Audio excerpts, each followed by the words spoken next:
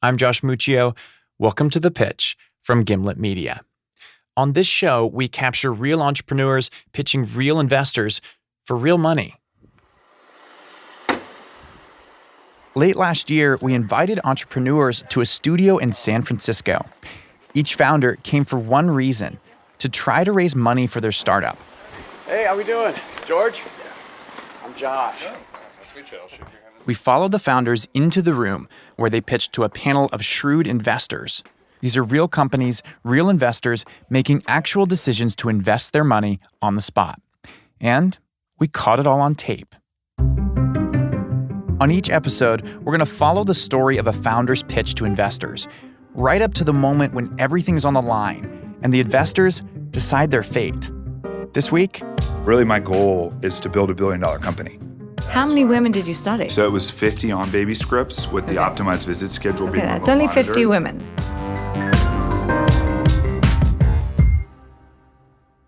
in this episode, co-founder Juan-Pablo Segura pitches Babyscripts.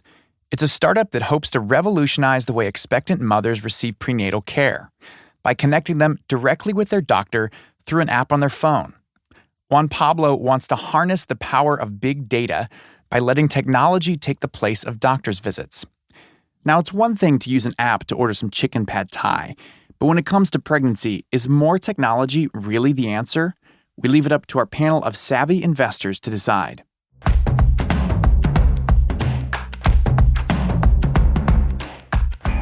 I'm Phil Nadell with Barbara Corcoran Venture Partners. Phil co-founded one of the largest syndicates on AngelList called Barbara Corcoran Venture Partners. If for some reason the members don't bite, then the thing falls apart. Phil is a straight shooter looking for companies without a lot of question marks. This is Jillian Manis. My fund is Structure Capital. Jillian is something of a legend in the world of venture capital. In her early 20s, she survived domestic abuse that left her living in shelters in New York City. She was able to pick herself up, start several companies, and is now a multimillionaire. You can have the most incredible product, but if you don't know how to talk about it, you're going to have a problem accelerating it. Jillian tends to take center stage and really drive the conversation. My name's Jake Chapman with Gelt Venture Capital. Jake founded the venture arm of Gelt Inc., an investment firm with over $1 billion in assets under management. They're going to shut you down on that name. It's definitely trademark infringement. As a former attorney, Jake brings a lawyerly mindset into a pitch. If a founder can hold up under cross-examination, he might just invest. Hey, I'm Howie Diamond, and I'm with Ranch Ventures. Rounding out our panel of investors is Howie, who founded the VC firm Ranch Ventures. There needs to be a moral and ethical kind of code that's aligned. Howie is looking for altruistic companies. He'll only go in on a startup that's making the world a better place. Okay, on with the pitch. All right, Juan, you're on. Rock our All right, socks. so yeah, exactly. Socks off. All right, cool. So hello, everyone. My name is Juan-Pablo Segura. I'm one of the founders of Babyscripts. Growing up in a family of 6, my mother being pregnant was a very familiar and beautiful concept with my siblings and I growing up.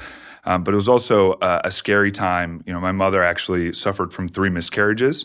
The reasons why were beyond any person or doctor's understanding. No one knows why problems still to this day occur in pregnancy. And so we said, you know what? It is estimated that 15 to 20% of all pregnancies in the U.S. end in miscarriage. And often there's little warning about when and why these miscarriages occur. So we said, you know what? Technology and big data can start answering some of these questions. So Juan-Pablo and his co-founder Anish set out to create Babyscripts, a company that takes already existing technology and puts it to work for expectant mothers. There's no company that has been able to really take connected medical devices and make them the standard of care. And everyone's talking about taking costs out of the hospital, which is really expensive, and into the home. Mm-hmm. You can't do that without connected medical devices.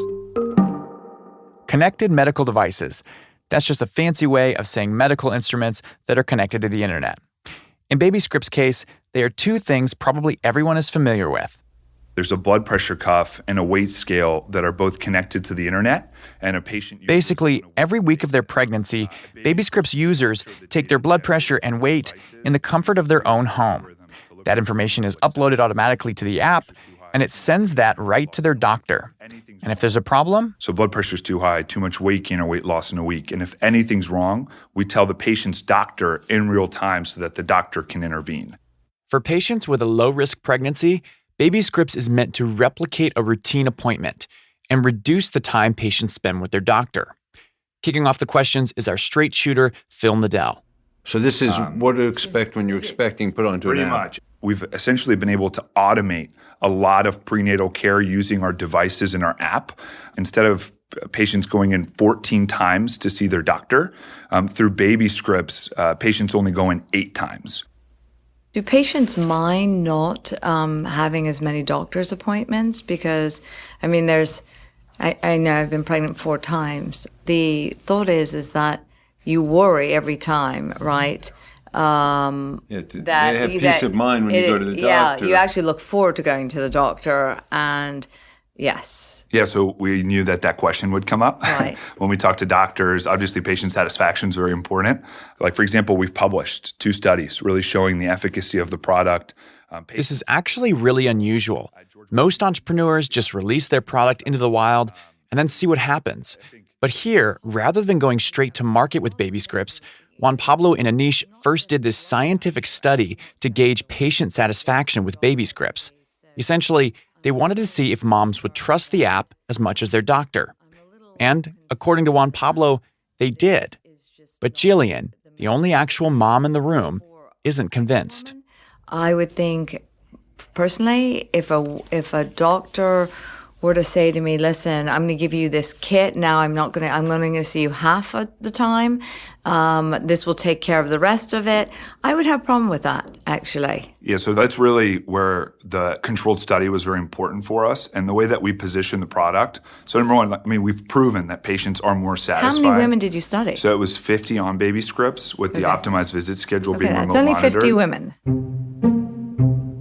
But it actually was powered, so clinically enough to be able to make a claim on it. Like, we took a very educated and scientific approach to it. So it was a powered study focused on satisfaction.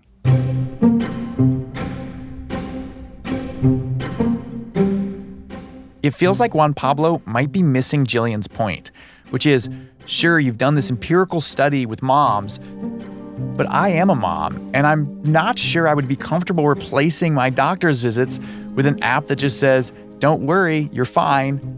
Juan-Pablo can tell he's losing his audience, so he doubles down on the argument he feels most comfortable with, big data. You know, we're generating 30 times the amount of data and touch points. But how can you generate that much data just from a scale and a cuff? Isn't that just the weight and the blood pressure? Well, the reason why prenatal care exists as a category is actually to manage blood pressure. Everything else is an extension. So if you look at every visit that occurs in the pregnancy experience, you're always checking weight, always checking blood pressure, and answering questions. There are some visits where you're doing more, right? Ultrasounds, genetic tests, and we're not eliminating or optimizing those appointments. We're really focused on the routine appointments that occur early in the pregnancy and a little later on in the pregnancy. But you would think that the patient, in order to have that peace of mind that they would get going to the doctor's office where the doctor looks at them, checks the blood pressure, checks the weight, and says, you're looking good, thumbs up, you'd think they'd want that kind of reassurance each time that the doctor gets the measurements in order to have that increased peace of mind. And listens to the baby. Listen to the baby's heart.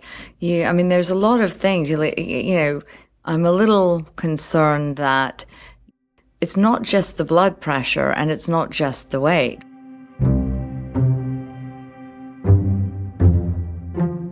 Does that mean when the doctor's getting this data from the kit, are they communicating it all with the patient and saying, hey, you're looking good, the numbers look good? Or are they just saying, by exception, they'll communicate if the numbers don't look good? Typically, the way we've set it up is that we alert them if there's an issue. For example, blood pressure's too high could be symptomatic of something called preeclampsia. Sure. That's very dangerous, right? So we'll obviously communicate concerns in that area. But if things are okay and there are no triggers, most providers, because they're very busy, Most doctors, don't want to be bothered with a lot of data. But you would think that Identifying an emergency like preeclampsia early on in the pregnancy is exactly why Juan-Pablo thinks Babyscripts is the future of prenatal care. The goal here, and as we continue to align the product, it's really focused on being able to show that remote monitoring can start to move the needle in outcomes, right? And that's, for example, the fact that we've had 2 interventions through our program where we've saved someone's two pregnancies that we detected preeclampsia, and we're able to triage that to the doctor. So, great. But really, just so you know, that would have been, a doctor's visit would have found that out as well. Well, the problem is that there are gaps right in between the doctor's offices. So, they're waiting sometimes 2, 3, 4 weeks in between appointments. Right. We're capturing on average about 1.5 data points a week. So, we're 3 times as likely, right, to detect a problem like that. You can tell Jillian is still not entirely bought in, but for every objection she raises, Juan-Pablo does have an answer.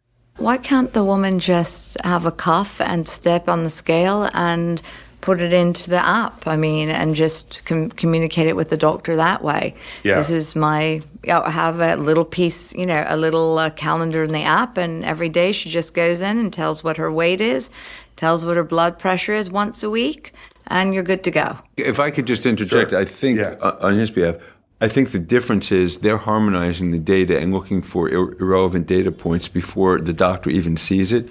If the patient has to look at the data, there's no data. It's you take your weight, you take your blood pressure, done. Oh, yeah, but that data is automatically sent to the cloud. What if there's a missed input data point where what ends up happening is if you're not controlling the flow and delivering, for example, devices that actually are accurate. So there's all that process we're taking care of, and that's what's driving, right, the fact that... It sounds like Juan-Pablo is slowly talking investors into his vision. In fact, he actually had Phil making his points to Jillian for him. And when you're a founder pitching your startup, one of the best things that can happen is for an investor to start giving your pitch. At this point, investors Jake Chapman and Howie Diamond start chiming in. How many births are there in the U.S. a year? So 4 million births. Okay, and about 60% are low risk? Yeah, 60% low risk. Yep. What was the compliancy from your study? The compliance? Yeah. Yeah, so we published, and it's actually a lot higher now, but we captured 75% of women every week were taking their weight, their blood pressure, and using our app. Now amongst our customer base, we're at around 90% compliance because obviously we're making... So 90% of people who get Babyscripts use it every week. That's huge. It's hard enough for tech entrepreneurs to convince people to download their app, let alone use the thing. You can almost hear the wheels starting to turn in Jake and Howie's minds. 90% compliance. And with 4 million births a year, 60% of which are low risk, that equals 2.4 million potential users. And at $300 a pop, the investors may be starting to take Babyscripts seriously. The question is, who's actually using the product? But now we're in more than 10 health systems around the country. So what does that represent in terms of patients? Yeah, so right now we have 1,000 patients under management. So the doctors are your customers. Yep. Okay, this is an interesting wrinkle. Rather than selling Babyscripts directly to patients, Juan-Pablo and Anish chose to market their product to doctors. This means that if a hospital decides to buy it, they then have to turn around and convince their patients to use it. In order for anything in digital healthcare to work, you have to work with the most trusted channel and partner in the healthcare experience, and that's the doctor. I could have gone consumer, and I think, sure, maybe I would have generated $1 million maybe extra in sales, but really my goal is to build $1 billion company. The doctor is paying you for access to the data about their patients. For the entire experience. So essentially, we'll go to them and say, we have an incredible kind of 21st century experience that you can offer to your patients. And so you should purchase from us. And we'll also help you make more money for every pregnancy that you deliver. How do they make more money? Yeah, so this is it's very specific to how doctors get paid. So doctors in this country get paid something called a global fee for managing the entire pregnancy. So essentially, it's like a lump sum payment for managing the prenatal care, the time spent delivering the child, and one postpartum visit. So it doesn't matter if a patient goes in 40 times or 5 times, the doctor gets paid the exact same amount of money. This lump sum thing that Juan-Pablo is talking about is also known as a bundled payment and is exactly how it sounds. Prenatal doctors make the same amount of money whether they see you 2 times or 20. And you can imagine how this could become a problem. So if doctors are making a flat rate, then they could have less of an incentive to see patients as often and have more of an incentive to see as many patients as they can, which could compromise care. But Babyscripts embraces this problem. So we essentially help the doctors make more money because we allow them to still make the same amount of money, but they see pregnant patients about 40% less often in the office. And so they have 40% more time that they can use on another procedure, seeing more patients. And typically, a practice will make about $600 more per pregnancy, and the cost of Babyscripts is $300. So they make about 100% return on investment when they work with us. And according to Juan-Pablo, Babyscripts fills in the gaps between appointments, thus creating a safer pregnancy and delivery. Yeah, and again, how do you mitigate the risk of a C-section? How are you able to intervene if a patient's gaining too much weight in between visits? Right. Well, you need a system that can capture incredible amounts of data in between appointments and essentially intervene behaviorally if there are issues. In Babyscripts, we've created the piping to be able to do that. Bottom line, Babyscripts addresses a problem created by the current bundled payment model. But could future changes in healthcare threaten this?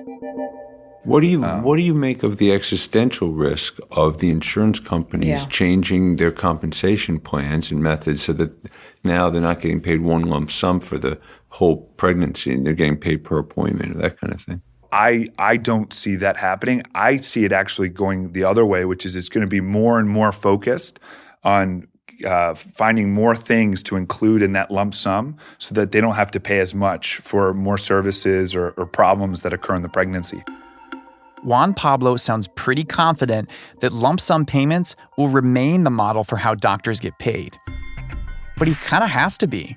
After all, he's wagered his entire company on this premise. Because if he's wrong, if doctors start charging per appointment instead, Babyscripts' whole business model falls apart. And with healthcare in flux the way it is, this is a pretty big gamble. How much revenue have you generated to date? I mean, it's around $400,000. In the last, because you've launched over the last year? Yeah. So it's basically been this year's like our first year revenue. Okay. Yeah. So this is like the first year for us. And so, we've booked already 400. I believe I can get to about $700,000 by the end of this year with all the deals we have in our pipeline. I mean, if you really think about what we're doing, and this is where I think it really gets interesting. The model we've delivered is actually triple aim healthcare. Yes. Because we're reducing the cost of care. Yep. We're improving access to care. So we reduce the cost of care by 40%. We improve access to care because you can get prenatal care wherever you are through the app and the devices, and we're actually improving outcomes. So that literally, we've had interventions where we save lives. Babyscripts has done that. So what are you raising and what are the terms? Yeah, we're raising $3.5 million to really expand our sales reach and onboard 20 more customers, health system customers. You're raising 3.5 and the valuation is what? Yeah, so it's a $10 million pre-money. Okay. How much of the $3.5 million do you have committed so far? So about $2.5 million.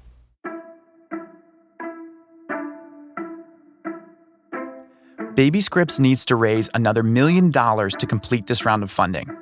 Has Juan-Pablo convinced investors to take a chance on his startup? Phil, our straight shooter, weighs in first. Well, I really like what you're doing. You're making great progress. I feel like you've attacked this problem in a smart way by starting with the studies to prove the efficacy, to prove what you're doing, because you know that that's what they're going to require, your customers are going to require. So I think you've approached it in a smart way. I'd like to participate. That's awesome. So I'm in for $250,000. Oh, wow. Okay, that's awesome. Thank you. So Phil is in. Here's Jillian. I love this, and for so many reasons, I'm personally and professionally connected to this. So what I'd like to do is I'd like to do $500,000. Jeez. And what I'd like to do with that is, and just to be clear, I have a venture fund, which is Structure Capital. I have my own. So I would like to bring this to them to either do all of the 500,000 or to break this out so that I do a piece of this, they do a piece of this, and then our LPs who get to directly invest have the opportunity to do this. But I'd like you to carve out 500,000 for us. Oh, wow. Okay. Yeah. That's awesome. Thank you. You're welcome. Juan-Pablo has just scored $750,000 in funding for Babyscripts. Now can he hook Jake, the skeptical attorney, and Howie, our altruistic investor? Here's Jake. I love you. I think you know this business like amazingly well. You answered all the questions immaculately. I think you have the prescription for success. Oh, nice. Is that a good one? Thank Thank you. Wow. I was waiting for it. I too really want to invest in this company. I think your round is all of a sudden oversubscribed. So I'm feeling a little like I've got to be scrappy here. We're a smaller fund. I'd like to do 50,000. But I think what you're working on is amazing. I think you're making a difference in the world, a positive difference, and I think you're going to make a boatload of money. Yeah. And when I can combine those two things, like it really gets me excited. Yeah. Thank you. So Howie, can we make it quadruplets? Let's do it. I mean, look, All it's a no-brainer to me. This exactly fits my thesis for my fund. I'm even smaller than Jake, so I write 25 to 50K checks. But I think that those are the types of projects that I like to put myself into, that I like to participate in, not only as an investor, but also as a partner to sort of help, because that's what gets me up in the morning. So this directly fits the type of deal that I really get excited about, and I'd like to be in for $30,000. That's awesome.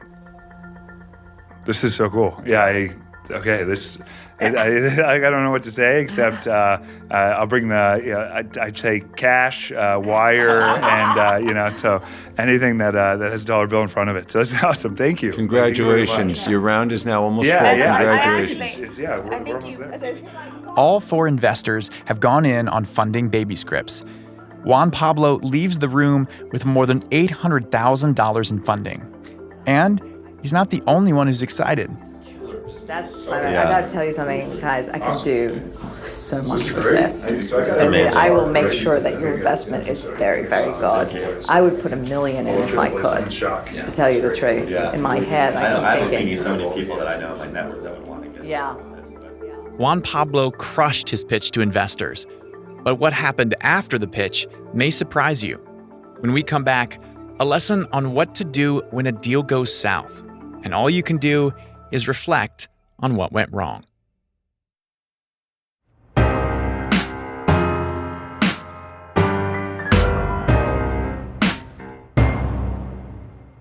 Welcome back. Recently, Juan-Pablo and I sat down to catch up on what happened after his pitch, otherwise known as the due diligence period, where investors finalize their deals. Welcome back to the pitch. It's been 9 months? Is that about right? Yeah, 9 very, very long months. So yeah. Have they been pretty rough? Well, it's been an interesting process because I think you have to look at any entrepreneur obviously has to manage, you can have one person just focused on growing the business and then one person just fundraising. But the unfortunate reality of being an entrepreneur is that you have to do both at the same time. Yeah. And that means that you are undateable. That means that you're a bad family member because you miss a lot of anniversaries. But it's a calling and a vocation. So, it's just what you have to do in order to be great. And you can't be ashamed about it. Obviously, you have to just keep pushing ahead. Let's talk about the pitch to the 4 investors on our show. From what I understand, some things turned out a little bit differently after the fact. Yep. So, give me your side of what happened after the pitch, after you walked out of the room. Yeah, so what ended up happening was Phil kind of led the charge and would, he was very thorough. So, he looked at our due diligence room and then would come back with like 30 questions. And then I'd have to go back and answer all of his questions. You're not exaggerating with 30, are you? No, it was a lot of questions. We had projected that we were going to close this year with about $700,000 of revenue. as we were, obviously, as they were doing diligence, the year was finishing and people kept asking, okay, what was revenue this month? What was revenue this month? Are you going to make that $700K? Yeah. Because the whole valuation, what they're investing at, was all contingent on that dollar amount.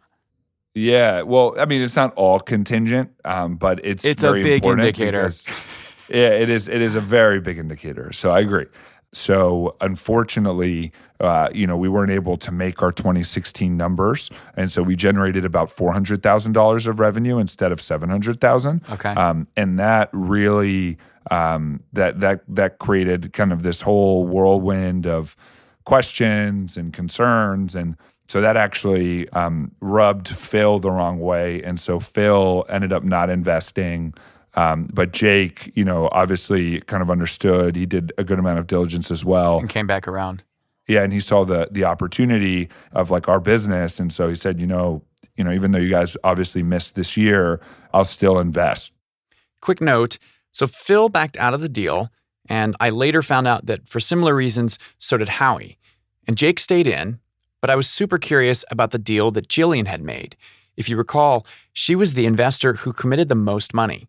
And actually, Jillian was the first one to commit to invest. And for $500K. Actually, it was interesting. So she had caveated. I don't know if you remember. She has like her fund structure. Yeah. And so Structure decided not to participate in the round just because I think kind of the space was not necessarily their sweet spot. Okay, so how much did she end up putting in? So she committed $100,000. And she said, I'm in for $100,000. Send me the investor documents. Okay. We had that term sheet. We were ready to take money. And Jillian had said, okay, I'm ready. I'm going to write a $100,000 check.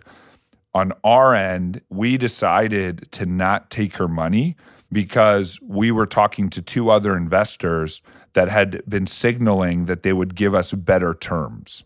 Jillian didn't invest? Well, no, she did not. And this is where it gets interesting. So I told Jillian, okay, give us a month because we want to talk to two other funds are saying, hey, we'll give you a higher than a $10 million valuation. So basically, I kind of put Jillian on the back burner to allow the other lead investor to kind of get his act together and give us a term sheet. And so they actually those new investors they actually fell through. But when I came back to Jillian in January, she had already invested everything that she was planning to invest for like the next year. What? And so we actually missed out on her funding because we didn't take the money back in November. And so she just invested it somewhere else. Wait, what? Yeah, so never leave money on the table because it goes away and you unfortunately miss out on working with people. And that happened to us and it will never happen again, I'll tell you that much. But again, you learn, and a lot of people call it, it's funny, they call it the stupid tax. So the stupid tax, is that what you said? Yeah, you have to pay your stupid tax, and you learn. I like that. So I paid a $100,000 stupid tax. It kind of sucks, but it's reality. So is it an investment or is it a tax? Now that you paid it once, does it reap benefits in the future, you think? Interesting. I think so. You know what? I like your glass half full approach. So thanks for that, optimism. Yeah. So what would you do differently if you could do it over? I think I would definitely be more conservative with our projections, 100%. So, for example, one of the lead investors in this round, I sent them, it was kind of funny. So in February, March, kind of finishing the diligence, they asked for kind of an updated set of financials. And I sent them the financial statements, and they actually sent them back and said, can you be more aggressive with your financial statements? And really? Yeah. And so I was dinged 2 months ago for being too aggressive, and now I'm not being aggressive enough. It's like my dating life. Like, what am I doing wrong? So there you go. So I take it you're still single? Yep. And that category, I've decided to call myself emotionally unavailable, Josh. So you're embracing it. that's Yeah, well, you gotta, I have one love, and that love is Babyscripts. I was going to say pregnant women, but then that would make me sound really creepy. Don't say that. So it's just Babyscripts, okay? Okay, There you go. okay. How does it feel going from like over $800,000 invested on the show to $50,000 was all that ended up coming through in the end? It's a little disappointing. I would have loved to have had every person in the room fully come through. Yeah. But, I think it was also good to go through the process with them and to learn a little bit more about how they're looking at our company, because we've taken those lessons and we've applied them. So, at the end of the day, there's no bad experience as an entrepreneur. I mean, I don't regret anything, and I'm very happy that I got to meet you and everyone else there. And the funny thing about this whole world is that it's a very small world. So I guarantee you I will run into Phil Nadell again and into Jillian Manis. I run into Jake a lot because he actually invested, and Howie Diamond. So I look forward to that.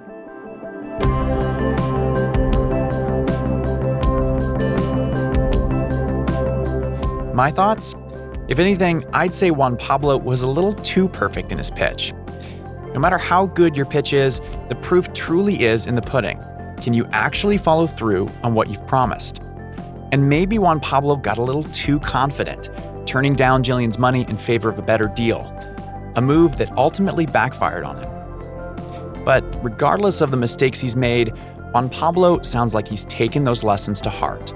In fact, he just told me he's about to finish this round of funding, where they ended up raising a total of $5 million for Babyscripts. If you have any feedback for the show, we'd love to hear it. Send us an email at thepitch@gimletmedia.com with your thoughts. And if you're enjoying the show, please consider writing us a quick review on Apple Podcasts. It's a small thing you can do that makes a huge difference for our show. Thanks. We're currently on the hunt for exciting new startups that are raising seed for our next season to be recorded this August. So if you or someone you know is building something unique, go to thepitch.show/apply and fill out the form to apply.